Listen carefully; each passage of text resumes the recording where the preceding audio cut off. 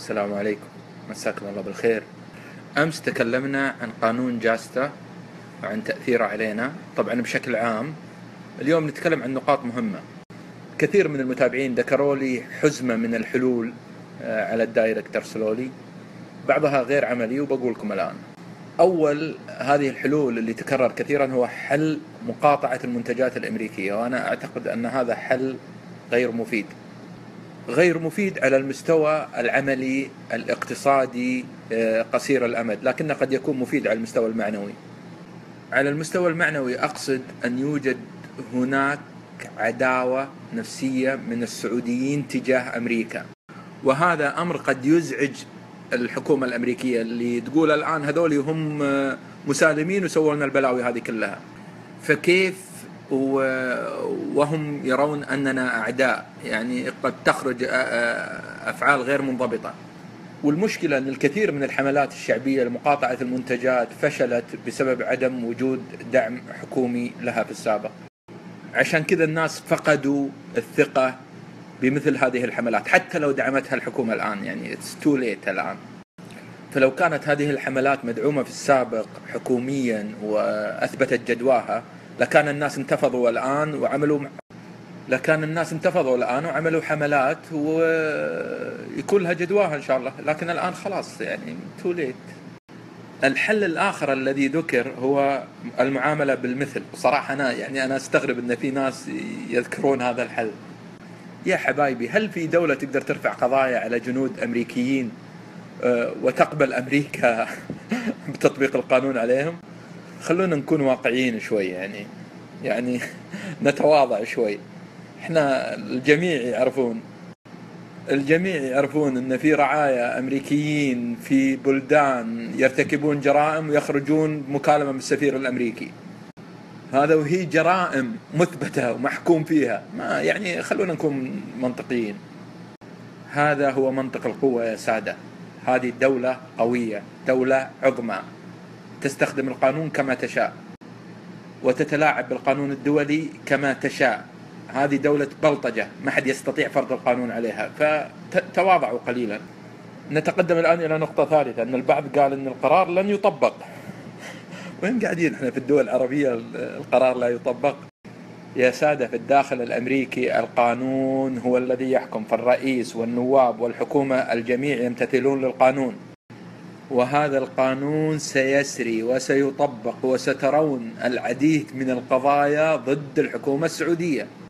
الآن تجدون مكاتب المحاماة في أمريكا، المكاتب الكبيرة، يجهزون أنفسهم الآن للحصول على جزء من هذه الكعكة القادمة. فلا أحد يقول لي الله يخليكم أن القرار لن يطبق. يعني إذا راح الآن مواطن له أخ أو أخت ماتوا في 11 سبتمبر، إذا راح هذا إلى المحكمة الفيدرالية يبي يرفع قضية على الحكومة السعودية، بيقول القاضي لا، ما راح نطبق القانون سواء أعجبنا أو لم يعجبنا. هذا القانون سيطبق علينا. نروح الآن لنقطة أخرى. ذكرت أنا البارحة أن أحد أسباب هذا القانون هو أن السعودية قوة صاعدة يراد تحجيمها كي لا تنافس القوة الوحيدة المفضلة في المنطقة وهي إيران. وكجزء من الاستراتيجية الأمريكية وبنود الاتفاق النووي السرية، فإن المشروع هو تمكين إيران من لعب دور شرطي الخليج كما كان الشاه، وتمكين إيران من العراق والشام. هذا هو الاتفاق. وكما قلت يعني أمس، إيران والشيعة في ذات الخندق مع أمريكا وروسيا ونظام بشار وغيره. من الأسباب أيضا أن الأمريكان يشعرون أن السعودية تتطلع إلى القيام بدور إقليمي كبير، يتبدى هذا من خلال عاصفة الحزم، من خلال تدخل السعودية في الموقف السوري، ومن خلال رؤية 2030. لذا فالأمريكان يريدون أن يستنزفوا موارد الدولة السعودية لإضعافها ومنعها من لعب دور إقليمي قد ينافس الدور الإيراني. إذن أمريكا اختارت إيران، انتهى. إذن باختصار الآن ذكرنا سببين: القوة السعودية الصاعدة وضرورة تحجيم دورها، والثاني استنزافها. السبب الثالث هو أن لا شيء يمنع أمريكا من فعل هذا بالسعودية. يعني السعودية ما عادت عندها الأوراق اللي كانت عندها قبل عقدين أو ثلاثة، خصوصا القضية الفلسطينية. وما عاد صدام حسين موجود، يعني قد يحتاج الغرب إلى السعودية ودعمها. وما عاد النفوذ السعودي قويا في الخارج مثل ما كان قبل عقدين أو ثلاثة. أمريكا دولة نفعية، يعني اللي يعتقد أن أمريكا تحبنا لسواد عيوننا هذا شخص ساذج وأحمق. أمريكا دولة رأسمالية بشعة إرهابية سفاحة لا يهمها أي شيء. بدأ التراجع مع السماح بغزو العراق، فسلمت أمريكا العراق لإيران. القضية الفلسطينية ابتعدنا عنها. استفادت إيران من مبادرة السلام العربية وأخذت زمام المبادرة ودعمت حماس والجهاد الإسلامي، وأصبحت تهدد الكيان الصهيوني، وأصبحت القضية الفلسطينية ورقة في يد الإيرانيين. ومن يقرأ التاريخ يدرك أن السعودية حين كانت تمسك بملف القضية الفلسطينية كانت لاعب إقليمي قوي جدا. يعني إيران لما تتفاوض مع أمريكا أو مع الغرب عندها أوراق في يدها تتفاوض من خلالها. والسياسة كما يعلم الجميع هي مجموعة من أوراق التفاوض تضعها على الطاولة، تتنازل هنا وتكسب هنا. هذه السياسة. جاء الغرب وأمريكا يفاوضون إيران على الاتفاق النووي، فقالت أوكي بس تمسكونا العراق وسوريا ونكون احنا القوة الأولى، ولا ما في اتفاق وسنستمر في عمل القنبلة النووية وعندنا حزب الله هناك. لنتذكر أن إيران جلست 30 سنة حتى تصنع حزب الله، وصنعت منه ورقة تفاوضية قوية جدا. تعرف إيران جيدا أن الوصول إلى اتفاق مع الأمريكان يمر من خلال تهديد الكيان الصهيوني، أو من خلال الانبطاح لهذا الكيان الصهيوني كما يفعل بعض العرب. هذا هو الطريق الوحيد للوصول للقلب الأمريكي. إيران اختارت العداء مع الكيان الصهيوني لأن ثورتها قامت على شعارات العداء لإسرائيل. لذا عرفت إيران من أين تؤكل الكتف. إيران مثل ما قلت لكم ناس تلعب سياسة صح. ولاحظوا كيف أن إيران انتقلت إلى أفريقيا، حملات تشييع حزب الله في نيجيريا، حزب الله في أماكن أخرى، وسترون كيف يصبح حزب الله في نيجيريا وغيرها أوراق تفاوضية إيرانية لاحقا. كذا السياسة. الآن على السعودية أن تبحث ما هي الأوراق التفاوضية التي في يدها. طبعا احنا نتكلم الآن بشكل أشمل وأبعد من موضوع جاستا، من موضوع قانون جاستا، بشكل استراتيجي نتكلم. قلتها وأعيدها آلاف المرات، تعبت من صوتي وأنا أقولها. السعودية يجب أن تكون لاعب في موضوع الثورة السورية، تمدهم مضاد طيران. ذهاب الأمير محمد بن نايف إلى تركيا خطوة جيدة، لكن في النهاية ستصل السعودية إلى قناعة من دون أن تشعر أمريكا وروسيا بتهديد على طائراتهم وعلى وضعهم في سوريا، فسيستمرون ويتجرؤون أكثر.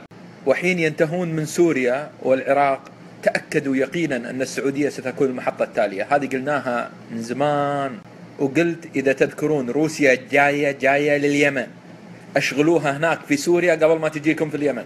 نصيحة لوجه الله. المسألة ما يبغى لها عبقرية. روسيا مع إيران في نفس الخندق، وبالتالي فهي مع الحوثيين في نفس الخندق. وروسيا إذا نتذكر كلنا أعلنت اعترافها بالمجلس اللي أسسه صالح والحوثيين. الحل الواضح والصريح والوحيد هو إمداد الثوار بمضاد طيران. انكسار نظام بشار في سوريا وإيران والميليشيات التابعة لها ولروسيا هو الحل، وإلا سننتظر في السرعة لين يجينا الدور. المشكلة لما نقول مثل الكلام هذا، وقلناه من قبل، قالوا تأليب وتحريض الرأي العام يا إخوانجي اللي فيك ما يخطيك. يا جماعة الخير، الوطنية ليست في أن ندس رؤوسنا في التراب، بل أن نعترف بأخطائنا. نحن مع حكومتنا، هناك الكثير من المخاطر، هناك الكثير من الأعداء، لابد من رص الصفوف، لابد من رؤية واعية. نرجوكم، تعبنا من هذه الاتهامات لنا، إخوانجي، داعشي، وهابي، داعم الأردوغان، وفي النهاية يحصل ما حذرنا منه.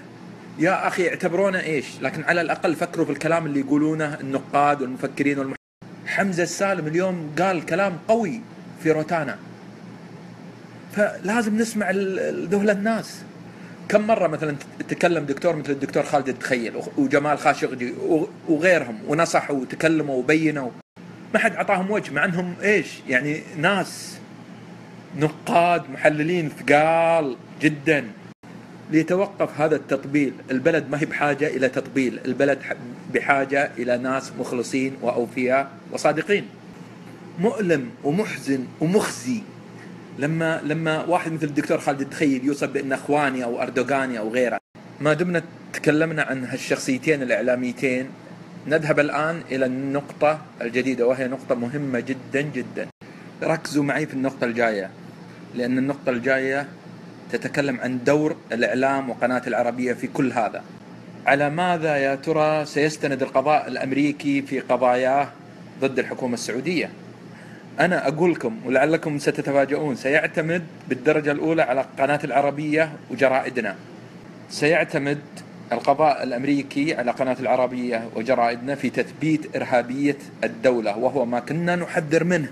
سينقلون الكثير من التغطيات اللي قامت فيها قناة العربية وشوهت فيها مشايخنا ووصفتهم بالإرهاب، وسيعتمد على ما كتب، لاحظوا، على ما كتب في إعلامنا من هجوم شرس طوال سنوات بعد 11 سبتمبر. يعني تخيلوا أنا قاضي أمريكي راح أقرأ الإعلام السعودي بعد أحداث 11 سبتمبر وهجومه ضد التعليم ومدارس تحفيظ القرآن ومناهج التعليم والجمعيات الخيرية، وراح ألقى أن الحكومة السعودية ما حاسبت أحد على هذه المقالات.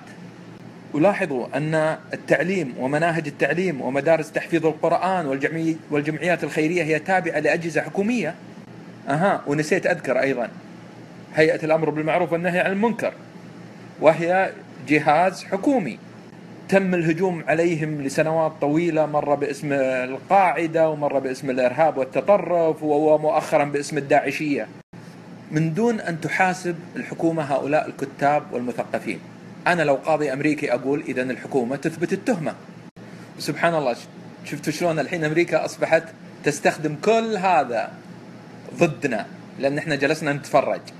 الحين سندفع الثمن، لأن احنا صمتنا عن هؤلاء الكتاب المنافقين الفاسدين الذين كانوا يهاجمون مناهج التعليم.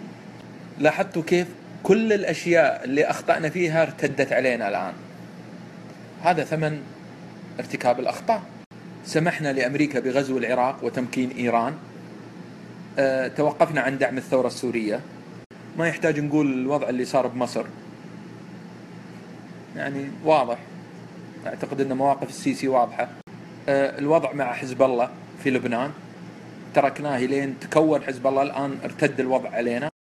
وأشياء كثيرة يعني في الداخل، ترك هذا الإعلام الفاسد المنحل يهاجم كل مناهجنا، تركناه يسخف ويشوه علمائنا لين أصبحت الفتوى غير ذات قيمة عند الناس.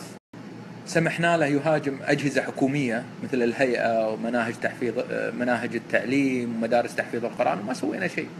الآن كل هذا ارتد ضدنا، الآن نحن ندفع الثمن مع كل أسف. يعني المتوقع الآن من بعد مجيء الملك سلمان أن السعودية تغير جلدها بالكامل. بعد مجيء الملك سلمان اتخذت خطوات إيجابية جيدة، عاصفة الحزم، وضع حزب الله على قائمة الإرهاب. الآن على السعودية أن تفكر في العمل سريعا على صنع أوراق تفاوضية جديدة. أول وأهم هذه الأوراق من وجهة نظري هو دعم السنة في العراق، ودعم ثوار سوريا بمضاد طيران عاجلا غير عاجل، واحتواء الحركات الجهادية الإسلامية الفلسطينية مثل حماس والجهاد، لا بد من هذا. والتحالف مع تركيا تحالفا حقيقيا، مش نقدم رجل ونرجع رجل ونقول هذول إخوان هذول فيهم وهذول ما يخطيهم. ودعم استبدال نظام السيسي بنظام آخر. مصر انهارت بعد ما مسكها السيسي. واستخدام خطاب إسلامي أقوى من المستخدم حاليا. تخيلوا كيف كان استخدام إيران وهي دولة شيعية رافضية للخطاب الإسلامي على مستوى العالم. كان الناس يضعون في بوليفيا وفي فنزويلا يضعون صور حسن نصر الله على صدورهم، لأن إيران استخدمت خطاب المظلومية ضد المسلمين، عرفت كيف تغازل المسلمين السنة الغالبية الساحقة. السعودية عندها 1,000,000,000 خلية نائمة في العالم، تستطيع استخدامهم وقت ما أرادت. لكنها لن تنجح في ذلك إذا كانت بعيدة عن هذه التجمعات والحركات الإسلامية. على السعودية أن تقترب شيئا فشيئا من الأخوان المسلمين، مش بالضرورة أنها تحبهم، هذه سياسة. مصالح السعودية اليوم تتقاطع مع مصالح الأخوان المسلمين تكتيكيا، يعني إحنا لنا مصالح وهم لهم مصالح. وأنا أدعو مش بس التقارب مع الأخوان المسلمين، التقارب حتى مع الحركات الجهادية، التقارب مع حزب التحرير وغيره. إيران في فترة من الفترات كانت تدعم القاعدة في أفغانستان والعراق رغم يعني الخلاف الأيديولوجي. المسألة سياسة، المسألة مصالح، فلازم نعرف مصلحتنا وين ونروح لمصلحتنا. نجي الآن للنقطة الأخيرة، أدري طولت كالعادة طبعا، لكن نروح للنقطة الأخيرة وهي رؤية 2030. أين هي رؤية 2030 من كل هذا؟ طبعا أكيد الرؤية مع الوضع الاقتصادي السيء الآن ومع هذا القانون ومع غيره، في ظل هذه الأوضاع بالتأكيد ستهتز رؤية 2030. رؤية 2030 ما حسبت حساب الوضع الاقتصادي السيء هذا ولا حسبت حساب قانون جاستا. آمل أن في رؤية 2030 تكون في بلان بي، يعني الخطة البديلة في حالة صار كذا أو كذا. وإذا تذكرون كلامي قبل فترة يمكن شهرين أو 3 حول أننا لا نستطيع تأمين رؤية 2030 ما لم يكن هناك جيش وطني ضارب قادر على حماية المملكة وقمع إيران والحوثيين وأذنابهم. رؤية 2030 لا يمكن حمايتها من الخارج، بل لابد من وجود جيش وطني ضارب يحميها. طالبنا من سنوات بتقليل الاعتمادية على الحماية الأمريكية وبناء جيش وطني ضارب يحمي بيضة الدين والأمة. يعني تركيا مثلا حليف لأمريكا، ومع هذا مصالحها أولا قبل مصالح أمريكا، وعندها جيش ضارب يعتبر ثاني أكبر جيش في الناتو، ما يستطيع أحد أن يفرض عليها أي شيء. جيش تركيا يحمي رؤية الحكومة من دون أي مساعدة من الخارج، هذا أمر مهم جدا. سأتوقف هنا، طولت كثير كثير كثير، لكن إذا لاحظت القضايا كلها مهمة والنقاط كلها مهمة، وكان لابد من التوسع بعض الشيء في بعض النقاط. ختاما سأقول كلمة واحدة فقط إلى الذين يهددون برفع القضايا علي أو يتهمونني بالتحريض وتأديب الرأي العام. الوطن أكبر منكم كلكم وأهم منكم كلكم. الوطن لا يحتاج مطبلين ولا يحتاج المزيد من الجلادين ولا يحتاج المزيد من المخبرين. الوطن يحتاج أن نكون مخلصين وصريحين وغيورين. نريد لوطننا أن يكون الأفضل والأقوى والأكثر أمنا ومبادرة ودعما للمضطهدين في كل مكان. بهذا نكون وطنا قويا. تعبنا من الاتهامات والشتائم والسباب، خلاص يكفي، يرحم والديكم. تتهموننا وتهددوننا وتحرضون علينا، وفي النهاية يثبت أن كلامنا صحيح وأننا أغير على الوطن منكم.